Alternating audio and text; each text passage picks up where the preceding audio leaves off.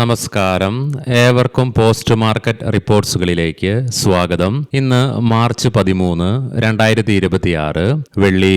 അങ്ങനെ ഇന്ന് മാർക്കറ്റിന് അതിശക്തമായ നഷ്ടത്തോടുകൂടി തന്നെ വ്യാപാരം അവസാനിപ്പിക്കേണ്ടതായിട്ട് വന്നതിനെ തുടർന്ന് തുടർച്ചയായി ഇത് മൂന്നാമത്തെ ട്രേഡിംഗ് സെഷനിലും ഇന്ത്യൻ മാർക്കറ്റിന് നഷ്ടം തുടരേണ്ടതായിട്ട് വന്നു. എന്തെല്ലാം കാരണങ്ങളാണ് ഇന്നും നമ്മുടെ മാർക്കറ്റിനെ അതിശക്തമായ നഷ്ടത്തിലേക്ക് തള്ളിവിടുവാൻ ഇടയാക്കിയതെന്ന് വിശദമായി തന്നെ നമുക്ക് ഈ വീഡിയോയിൽ പരിശോധിക്കാം. ഗിഫ്റ്റ് നിഫ്റ്റി ഇൻഡിക്കേറ്റ് ചെയ്തതുപോലെ തന്നെ ലീഡിംഗ് ആയ എല്ലാ ഇൻഡിസീസിലും ഇന്ന് ഗ്യാപ് ഡൗണോട് കൂടിയിട്ടുള്ള ഓപ്പണിംഗ് ആയിരുന്നു ലഭ്യമായിരുന്നത്. തൽഫലമായി ഇന്ന് നിഫ്റ്റിക്ക് 23,500 എന്ന ലെവലിന് താഴെയായിട്ടാണ് ഓപ്പണിംഗും രേഖപ്പെടുത്തുവാനായത്. തുടർന്ന് രാവിലെ 9:30 23,492 എന്ന ലെവലിൽ റെസിസ്റ്റൻസും നേരിടേണ്ടതായിട്ട് വന്നു. തുടർന്ന് അങ്ങോട്ട് മാർക്കറ്റിൽ ശക്തമായ ഇടിവ് തന്നെ അനുഭവപ്പെടുകയുണ്ടായി. തൽഫലമായി 23,112 എന്ന ലെവലിലായിട്ട് സപ്പോർട്ടും എടുക്കുവാൻ സാധിച്ചു. അതിനെ തുടർന്ന് 488 പോയിന്റുകളുടെ നഷ്ടത്തോടുകൂടി 23,151 എന്ന ലെവലിൽ വ്യാപാരം അവസാനിപ്പിക്കേണ്ടി വന്നപ്പോൾ സെൻസെക്സിന് 1,470 പോയിന്റുകളുടെ നഷ്ടത്തോടുകൂടിയും bank നിഫ്റ്റിക്ക്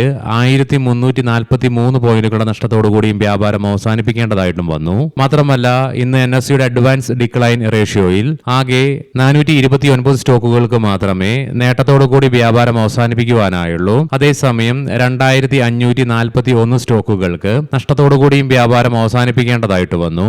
Hindalco, L&T, Tata Steel, Tata Motors Passenger Vehicles, Bharat Electronics തുടങ്ങിയ സ്റ്റോക്കുകൾക്ക് ഇന്ന് നിഫ്റ്റിയിൽ നഷ്ടം നേരിടേണ്ടി വന്നപ്പോൾ Tata Consumer, HUL, Trent, Bharti Airtel, Nestle തുടങ്ങിയ സ്റ്റോക്കുകൾക്ക് ഇന്ന് നിഫ്റ്റിയിൽ നേട്ടവും കൈവരിക്കുവാൻ സാധിച്ചു.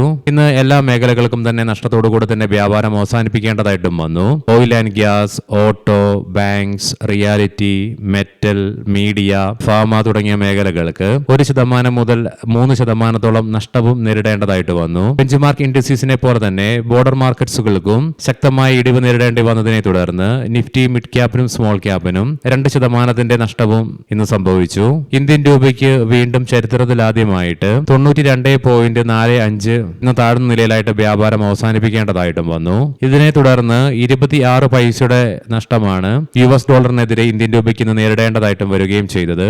നിലവിൽ വെസ്റ്റ് ഏഷ്യയിൽ നടന്നുകൊണ്ടിരിക്കുന്ന പ്രശ്നങ്ങളിൽ ഇറാനെ റഷ്യ തീർച്ചയായിട്ടും പിന്തുണയ്ക്കുന്നുണ്ടാകാം. അതുകൊണ്ട് തന്നെ ആയിരിക്കാം നിലവിൽ വെസ്റ്റ് ഏഷ്യയിൽ നടക്കുന്ന പ്രശ്നങ്ങളെ തുടർന്ന് ഒരു മാസത്തേക്ക് ഏത് രാജ്യങ്ങൾക്ക് വേണമെങ്കിലും റഷ്യയുമായിട്ട് എണ്ണ വ്യാപാരം നടത്താമെന്നുള്ള ഔദ്യോഗികമായ പ്രഖ്യാപനം അമേരിക്കയുടെ ഭാഗത്ത് നിന്ന് വരികയും ചെയ്തു. ഇത് ഒരുപക്ഷെ റഷ്യയുടെ പ്രീതി അമേരിക്കയ്ക്ക് അനുകൂലമായിട്ട് പിടിച്ചുപറ്റാനുള്ള ഒരു നീക്കമായിട്ടും വേണമെങ്കിൽ കാണാം. വരുന്ന പുതിയ റിപ്പോർട്ടുകൾ പ്രകാരം 8 LPG കപ്പലുകൾ ഹോർമൂസ് വഴിയുള്ള ഗതാഗതം ഉറപ്പിക്കുവാൻ ഇന്ത്യ ഇറാനുമായിട്ട് ചർച്ച നടത്തി. കൂടാതെ 28 ഇന്ത്യൻ കപ്പലുകൾ തിരിച്ചുവരവിനായിട്ട് ഹോർമൂസ് കടലിടുക്കില് കാത്തുകിടക്കുന്നുമുണ്ട്. അതേസമയം ഇന്ത്യൻ റെയിൽവേയുടെ ഭാഗത്ത് നിന്നും പുതിയ അറിയിപ്പുകൾ വരികയുണ്ടായി. അതായത് വേനൽ അവധിക്കാലത്തേക്ക് തിരക്കുകൾ നിയന്ത്രിക്കുന്നതിനായി 1,484 പ്രത്യേക ട്രെയിനുകൾ ഇന്ത്യൻ റെയിൽവേ പ്രഖ്യാപിച്ചു. ഇന്നത്തോടുകൂടി ഇന്ത്യൻ മാർക്കറ്റ് ഈ മാസം ആകെ 9 ട്രേഡിംഗ് സെഷനുകൾ പൂർത്തിയാക്കി. ഈ 9 ട്രേഡിംഗ് സെഷന് കൊണ്ട് ഏകദേശം 10% ഇടിവാണ് വെസ്റ്റ് ഏഷ്യൻ പ്രശ്നങ്ങളെ തുടർന്ന് ഇന്ത്യൻ മാർക്കറ്റിന് നേരിടേണ്ടതായിട്ടും വരികയും ഉണ്ടായത്. മാത്രമല്ല ഇന്നലെ വരെ എല്ലാ ട്രേഡിംഗ് സെഷനിലും വിദേശ ധനകാര്യ സ്ഥാപനങ്ങൾ ഈ അടുത്ത കാലത്തൊന്നും കാണാത്ത രീതിക്ക് അതിശക്തമായ സെല്ലിംഗ് ആണ് ഇന്ത്യൻ ക്യാഷ് മാർക്കറ്റിൽ തുടരുന്നതും. ഇന്ന് രാവിലെ പ്രീ മാർക്കറ്റ് റിപ്പോർട്ട്സിൽ നമ്മൾ കണ്ടിരുന്നു. ഇന്നലെ ഇന്ത്യയിൽ നിന്നും റിലീസ് ചെയ്യപ്പെട്ട ഫെബ്രുവരി മാസത്തെ ഇൻഫ്ലേഷൻ ഡാറ്റയിൽ 11 മാസത്തെ ഏറ്റവും ഉയർന്ന നിരക്കിലായിട്ടാണ് റിലീസ് ചെയ്യപ്പെടുകയും ഉണ്ടായത്. ആയതിനാൽ തന്നെ എക്കണോമിസ്റ്റുകൾ വിലയിരുത്തുന്നുണ്ട് വെസ്റ്റ് ഏഷ്യൻ പ്രശ്നങ്ങൾ ദീർഘനാളത്തേക്ക് നീണ്ടുപോവുകയാണെങ്കിൽ അത് ഇന്ത്യയിലെ ഇൻഫ്ലേഷനെ തീർച്ചയായിട്ടും അതിശക്തമായി തന്നെ ഉയർത്തും. ഒരുപക്ഷെ അത് 5% വരുന്ന കാലങ്ങളിൽ ഇന്ത്യയുടെ ഇൻഫ്ലേഷൻ എത്തിച്ചേർക്കാൻ ഇടയാക്കുമെന്നുള്ള വിലയിരുത്തലുകളും അവർ പങ്കുവയ്ക്കുകയുണ്ടായി. ഏകദേശം നമ്മൾ ഈ മാസം പകുതിയോളം എത്തിച്ചേർന്നു. ഈ വർഷം, അതായത് ഈ കലണ്ടർ വർഷത്തിൽ 2.5 മാസങ്ങൾ കൊണ്ട് ഇന്ത്യൻ മിഡ് ക്യാപ് സെക്ടറിൽ നിന്നും $533 ബില്യൺ ആണ് വൈപ്പ് ഔട്ട് ആയി പോവുകയും ഉണ്ടായത്. മാത്രമല്ല 15 വർഷങ്ങൾക്കിടയിൽ ഇന്ത്യൻ മിഡ് ക്യാപ് മേഖലയ്ക്ക് നേരിടേണ്ടി വന്ന ഏറ്റവും ശക്തമായ ചോർച്ച തന്നെയാണ് ഈ 2.5 മാസം കൊണ്ട് നടക്കുകയും ചെയ്തത്. ഇനി നമുക്ക് ഇന്ന് മൂന്നാമത്തെ ട്രേഡിംഗ് സെഷനിലും തുടർച്ചയായിട്ട് ഇന്ത്യൻ മാർക്കറ്റിനെ ശക്തമായ നഷ്ടത്തിലേക്ക് തള്ളിവിടുവാനുണ്ടായ കാരണങ്ങൾ എന്തൊക്കെയാണെന്ന് വിശദമായി തന്നെ പരിശോധിക്കാം. ഇന്നലെ മുതൽ വീണ്ടും ബ്രെന്റ് ക്രൂഡിന്റെയും ക്രൂഡ് ഓയിലിന്റെയും വിലയിൽ അതിശക്തമായ ഉയർച്ച അനുഭവപ്പെടുകയും ഉണ്ടായി. മാത്രമല്ല ഇന്നും നേരിയ തോതിലാണെങ്കിൽ കൂടിയിട്ടും ഇവയുടെ വിലയിൽ ഉയർച്ച തുടർന്നുകൊണ്ട് തന്നെയിരുന്നു. മാത്രമല്ല ബ്രെന്റ് ക്രൂഡ് 100 എന്ന സൈക്കോളജിക്കൽ ലെവലും മറികടക്കുകയുണ്ടായി. ക്രൂഡ് ഓയിൽ $100 തൊട്ടടുത്തേക്കായിട്ടും എത്തിച്ചേർന്നു. അതുകൊണ്ട് തന്നെ ഇന്ന് ക്രൂഡ് ഓയിലിന്റെയും ബ്രെന്റ് ക്രൂഡിന്റെയും വിലയിൽ ഉണ്ടായ ഉയർച്ചയും കൂടാതെ ഏതാനും ട്രേഡിംഗ് സെഷനിലായിട്ട് നമ്മൾ സ്ഥിരം കാണുന്ന പോലെ തന്നെ ഇന്നലെ US മാർക്കറ്റുകൾക്ക് നഷ്ടത്തോടുകൂടി തന്നെ വ്യാപാരം അവസാനിപ്പിക്കേണ്ടി വന്നതിനാലും ഇന്ന് വ്യാപാരം നടത്തിക്കൊണ്ടിരിക്കുന്ന യൂറോപ്യൻ ഏഷ്യൻ മാർക്കറ്റ്സിൽ അനുഭവപ്പെട്ട ശക്തമായ ഇടിവിനെ തുടർന്ന് ഗ്ലോബൽ ക്യൂസ് വീക്കായി മാറിയതിനാലും വിദേശ ധനകാര്യ സ്ഥാപനങ്ങളുടെ തുടർച്ചയായ സെല്ലിങ്ങും US ഡോളറിനെതിരെ ഇന്ത്യൻ രൂപയ്ക്ക് നേരിടേണ്ടി വരുന്ന തുടർച്ചയായിട്ടുള്ള ഇടിവും കൂടാതെ ഇന്ന് എസ്പെഷ്യലി ബാങ്കിംഗ് ഓട്ടോ സ്റ്റോക്കുകളിൽ ഉടലെടുത്ത അതിശക്തമായ സെല്ലിംഗ് പ്രഷറും കൂടാതെ ഇന്നും ഇന്ത്യ വിക്സിൽ അതിശക്തമായ ഉയർച്ച അനുഭവപ്പെടുകയുണ്ടായി ഏകദേശം 5%. മാത്രമല്ല 5.2% ഉയർച്ചയോടുകൂടി 22.64 എന്ന ലെവലിലായിട്ടാണ് ഇന്ത്യ വിക്സ് ഇന്ന് ക്ലോസിംഗും രേഖപ്പെടുത്തുകയുണ്ടായത്. ഇതിനെ തുടർന്ന് ഈ ആഴ്ചയിൽ ആകെ കഴിഞ്ഞ ചൊവ്വാഴ്ച മാത്രം 19% ഇടിവോടുകൂടി ഇന്ത്യ വിക്സ് ക്ലോസ് ചെയ്തപ്പോൾ ബാക്കി 4 ട്രേഡിംഗ് സെഷനിലും ഇന്ത്യ വിക്സിൽ ഉയർച്ച അനുഭവപ്പെടുകയും ഉണ്ടായി. തൽഫലമായി ഈ 4 ട്രേഡിംഗ് സെഷൻ കൊണ്ട് മാത്രം 20% ഉയർച്ചയാണ് വീക്ക്ലി ബേസിസിൽ ഇന്ത്യ വിക്സിൽ അനുഭവപ്പെടുകയും ചെയ്തത്. ഈ പറഞ്ഞ കാരണങ്ങൾ കൊണ്ടൊക്കെയാണ് ഇന്നും നമ്മുടെ മാർക്കറ്റിന് ശക്തമായ ഇടിവ് തുടരേണ്ടതായിട്ടും വന്നത്. നിലവിൽ വെസ്റ്റ് ഏഷ്യൻ പ്രശ്നങ്ങൾ നിലനിൽക്കുന്ന ഒരു സാഹചര്യമായതിനാൽ തന്നെ. ഇതുകൂടാതെ ഇന്ന് രാവിലെ നമ്മൾ പ്രീ മാർക്കറ്റ് റിപ്പോർട്ട്സിൽ കണ്ട പോലെ തന്നെ ഇന്നലെ ഇന്ത്യയിൽ നിന്നും റിപ്പോർട്ട് ചെയ്യപ്പെട്ട ഫെബ്രുവരി മാസത്തെ ഇൻഫ്ലേഷൻ ഡാറ്റ വീക്കായിട്ട് വന്നതിനെ തുടർന്നുണ്ടായ ഇമ്പാക്റ്റും ഇന്ന് നമ്മുടെ മാർക്കറ്റിനെയും മോശമായി തന്നെ ബാധിച്ചു. ഇനി നമുക്ക് ഗ്ലോബൽ മാർക്കറ്റുകൾ പരിശോധിക്കാം.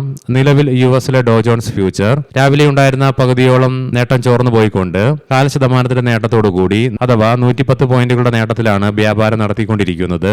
യൂറോപ്യൻ മാർക്കറ്റ്സിലേക്ക് വരുമ്പോൾ UK മാർക്കറ്റ് നേരിയ നഷ്ടത്തോടുകൂടിയും ഫ്രാൻസ് ജർമ്മൻ മാർക്കറ്റുകൾ 0.5% നഷ്ടത്തിലുമാണ് വ്യാപാരം നടത്തിക്കൊണ്ടിരിക്കുന്നത്. ഇന്ന് ഏഷ്യൻ മാർക്കറ്റ്സിലേക്ക് വന്നു കഴിയുമ്പോൾ ഇന്ത്യ ഉൾപ്പെടെ എല്ലാ മാർക്കറ്റുകൾക്കും നഷ്ടത്തോടുകൂടി തന്നെ വ്യാപാരം അവസാനിപ്പിക്കേണ്ടതായിട്ടും വന്നു. കൊമോഡിറ്റിയിൽ ബ്രെന്റ് ക്രൂഡിന്റെ വില 100.51 $per ബാരൽ എന്ന നിലയിലായിട്ടും ക്രൂഡ് ഓയിലിന്റെ വില 95.05 $per ബാരൽ എന്ന നിലയിലുമായിട്ടാണ് വ്യാപാരം നടത്തിക്കൊണ്ടിരിക്കുന്നത്. ഗോൾഡിന്റെ വില ഫ്ലാറ്റ് ആയിട്ട് തന്നെ തുടർന്നുകൊണ്ടിരിക്കുന്നു. 5091.06 per ഔൺസ് എന്ന നിലയിലായിട്ടാണ് ഗോൾഡിൽ വ്യാപാരം നടന്നുകൊണ്ടിരിക്കുന്നതും. അതേസമയം സിൽവറിന്റെ വിലയിൽ 2.5% ഇടിവാണ് അനുഭവപ്പെടുന്നത്. 83.15 per ഔൺസ് എന്ന നിലയിലേക്ക് സിൽവറിന്റെ വില എത്തിച്ചേരുകയും ചെയ്തു. ഇനി നമുക്ക് ഇന്നത്തെ പ്രധാനപ്പെട്ട സ്റ്റോക്കിംഗ് ന്യൂസുകൾ പരിശോധിക്കാം. മുൻകൂട്ടി ഓർമ്മിപ്പിച്ചുകൊള്ളട്ടെ, ഇത് ഒരു ബൈ ഓർ സെൽ റെക്കമെൻഡേഷൻ അല്ല. പവർ ഫൈനാൻസ് കോർപ്പറേഷൻ മഹാരാഷ്ട്ര ട്രാൻസ്മിഷനിൽ ഉൾപ്പെട്ട ഒരു subsidiary company power grid corporation of ഇന്ത്യക്ക് 8.04 കോടി രൂപയ്ക്ക് വിറ്റു. ഹിന്ദ് റെക്ടിഫയേഴ്സ് UAE ആസ്ഥാനമായുള്ള ഒരു അനുബന്ധ സ്ഥാപനം രൂപീകരിക്കുന്നതിന് കമ്പനിയുടെ ബോർഡ് അംഗീകാരം നൽകി. ബാൻകോ പ്രൊഡക്ട്സ് ഇന്ത്യ 2025-26 സാമ്പത്തിക വർഷത്തിലെ രണ്ടാം പാദ ഇൻട്രീം ഡിവിഡൻഡുകൾ 8 രൂപ per ഷെയർ എന്ന നിലയിൽ കമ്പനി പ്രഖ്യാപിച്ചു. HFCL ഒപ്റ്റിക്കൽ ഫൈബർ കേബിളുകൾ വിതരണം ചെയ്യുന്നതിനായി 10,160 കോടി രൂപയുടെ ഓർഡർ കമ്പനിക്ക് ലഭിച്ചു. Crystal Integrated Services Tamil Nadu medical services കോർപ്പറേഷനുമായി 3 വർഷത്തെ കരാറിൽ കമ്പനി ഏർപ്പെട്ടു.